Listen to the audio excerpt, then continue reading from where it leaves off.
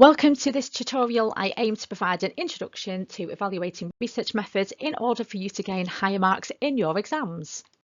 According to the specification, students need to analyse and evaluate sociological theories, concepts, evidence and research methods in order to present arguments, make judgments and draw conclusions. Specifically in this one, we are focusing on the evaluate part and the research method and look at how you might maximise your marks. So you may get an exam question that is asking you to evaluate the advantages or disadvantages of a method, like what we have here that was on paper 3 in 2018, where you are asked to evaluate the advantages of structured interviews in sociological research. So let's assume you get something similar. This time it's about disadvantages of using unstructured interviews. So how would you go about answering this question? So if we need to break down this question, you need to ensure that you can demonstrate a range of disadvantages or weaknesses or problems and why sociologists might prefer not to use unstructured interviews. What reasons would they give? Give examples of studies that might have used them, hitting the sociological research part of the question and linking to why they are problematic. And finally, focus on the main trigger word, which is evaluate these disadvantages. So some top tips: you need to aim to evaluate it as you go along rather than bolting on the strengths at the end. If you just do that opposing paragraph highlighting these strengths, it's often called juxtaposition and you'll probably find that you're going to limit your marks to about 12. So try and be specific to any point that you have made. So any disadvantage that you give, your evaluation should link to that.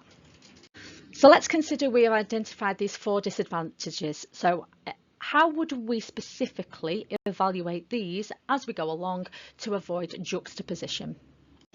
So our first disadvantage would be the in-depth nature of an unstructured interview is that they may take a long time to conduct, often several hours each, and as a result there's a smaller sample size not being representative.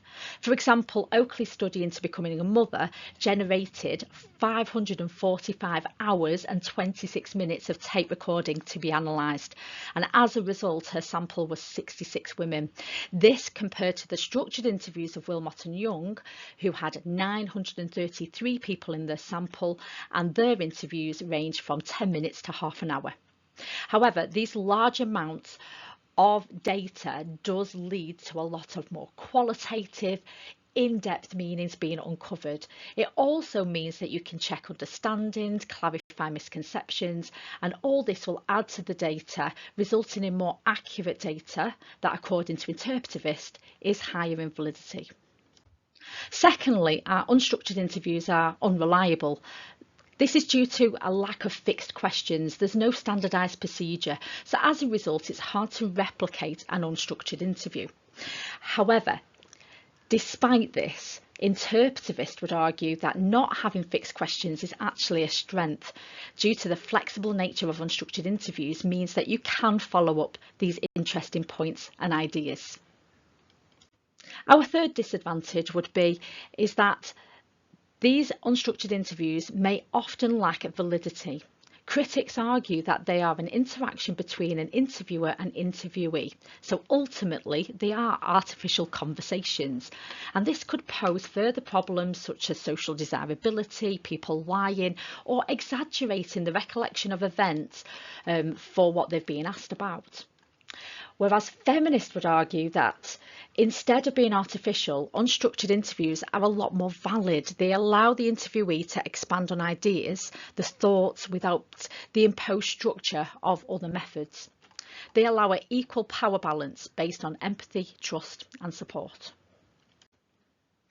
And finally, the researcher is required to have personal skills and characteristics, a background in sociology, communication skills, being able to probe and put the person at ease, and not all sociologists possess these characteristics.